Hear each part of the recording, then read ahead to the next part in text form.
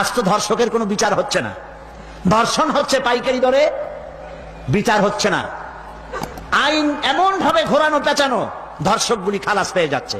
আবার নতুন কিছু ধর্ষক তৈরি হয়েছে, ধর্ষণ করে মেয়েটাকে হত্যা করে। আযানিয়াতু ওয়াযানি ফাজলিদু কুল্লা ওয়াহিদিন মিনহুমা মিআতা জালদা। আল্লাহ তাআলা বলেছেন জেনাকারের শাস্তি হচ্ছে 100 দোররা মারা এবং প্রাণদণ্ড দেওয়া। জেনাকারের শাস্তি প্রাণদণ্ড দাও। জেনা করেছে প্রমাণিত হয়েছে, অবিবাহিতা যদি হয় দোররা মারো, আর যদি বিবাহিতা হয় পাথর মারিয়া উড়ায় দাও।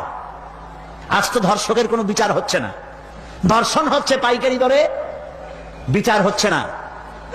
আইন এমন ভাবে ঘোরানো পেঁচানো, ধর্ষকগুলি খালাস পেয়ে যাচ্ছে। আবার নতুন কিছু ধর্ষক তৈরি হয়েছে, ধর্ষণ করে মেয়েটাকে হত্যা করে। নাউজুবিল্লাহ, বলেন নাউজুবিল্লাহ। এগুলো মানুষ না, এগুলো জানোয়ার।